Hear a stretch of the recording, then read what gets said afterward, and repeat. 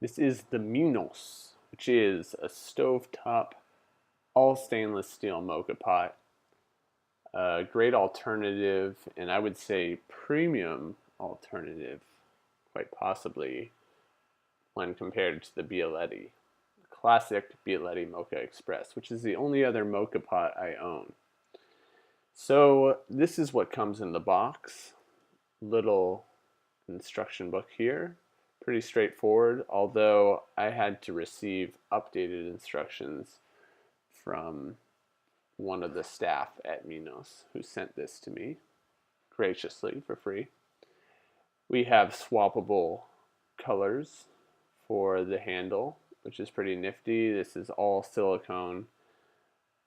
These different colors that you can use, so red, blue, yellow, and it attaches to the stainless steel handle. So let's take it right out of the plastic wrapping, and you'll notice right away just how beautiful this coffee maker is.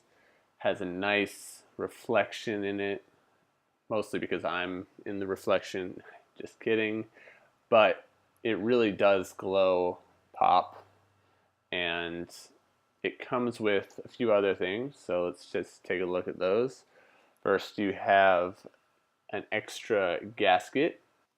For those who own a Bialetti, you'll notice that those tend to come loose over time with frequent use of the coffee maker, so it's good to have an extra one of these in case that happens, which is usually inevitable. This is what it looks like just around the coffee maker and inside. Everything is stainless steel pretty much except for those swappable silicone handles. There's also the typical reservoir and the escape valve, the steam escape valve right here on the side, just like the Bialetti. And you have the same filter at the bottom of the coffee chamber, which is pretty narrow if you take a look in there. The coffee maker also comes with this little instruction book. As I mentioned earlier, not everything in it was totally accurate. I was a little bit confused about this additional piece, which I'll show you in a little bit, but everything is dishwasher safe, so you can still get that nice shine later on. So here's a look at my disgusting stove, where I'll do a demo of my first brew with the Minos. First thing you want to know is that you should be using a very low flame. It shouldn't expand beyond the base, so you shouldn't see the flames popping out of the side. And by the way, if anybody knows how to clean a stove, please let me know. So here's a look inside the chamber. You may or may not notice, but it's almost like there's a little disc that's under the spout. So the coffee comes out of the spout, it lands on that disc, which you see there, and then it goes underneath the disc. So it's kind of like there's, for some reason, there's this extra space that is kind of protected, and I don't really know why that is. From a design perspective, it seems to make things a lot more difficult to clean. So with the coffee coming out here now, you can see it's coming out very quickly. This is likely the result of me not tamping hard enough or not grinding finely enough. But in any case, the coffee did come out to taste pretty good. Not over extracted, not really under extracted as it seems to be here. But in any case, it made a good cup of coffee.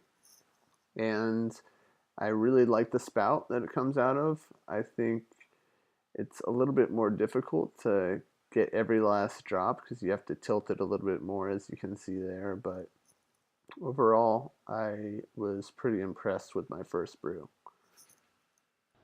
So as you can see, it's super easy to swap out the different silicone handles here, swapping out red for blue, and it takes just a matter of seconds. Really no fuss. So if you don't have that much coffee or want to make a smaller pot, you can use this reducer here, which is this thin piece of perforated metal that I'm just going to set aside for now. Add water as you normally would, right below the valve. And then you're going to add your reducer, just like this. Of course, you'll want to put in the grounds funnel first. Then add your ground coffee, level it out with your finger, which is fine. Make sure that it's even all around the grounds funnel or grounds chamber. And then I like to just give it a very light tamp, nothing too hard, not really applying much pressure here, just make sure it's nice and flat. So we should have a nice even flat surface of ground coffee. And you can see the coffee is coming out pretty fast still. Again, this is going to vary depending on your grind itself, how fine it is. I used a pretty coarse grind here, so again, that's why it's coming out pretty quickly. And this is something that is going to be important if you want to prevent under extraction or over extraction. You really want to dial in that grind for a moka pot like this. So this one came out a little bit weak, but still a nice cup of coffee. So let me just quickly talk about what I like and dislike about the Minos Moka Pot. And I'll start with the likes, naturally, the pros. It's beautiful. That's my favorite thing about this moka pot. It looks really good in pretty much any kitchen, even a nasty one like mine with a stove that really needs cleaning. And the stainless steel really plays into that. I think that it's really nice to have stainless steel as an option for a moka pot, especially since so many people have concerns about aluminum leaching into their coffee. And to be honest, I'd rather have stainless steel messing with my coffee anyways. I can't say for sure whether the Minos makes better tasting coffee than the Bialetti. In my limited testing, I found that the Bialetti was slightly preferable, but not significantly. And of course, there's a lot of variables at play. What I didn't like about the Minos had to do mostly with the price tag. It's just around $100 last I checked. And of course, that's at least 3 times as much as the biggest Bialetti. So you're definitely paying a premium. I don't know what you're necessarily paying a premium for. Probably for the looks, if anything, and maybe the materials.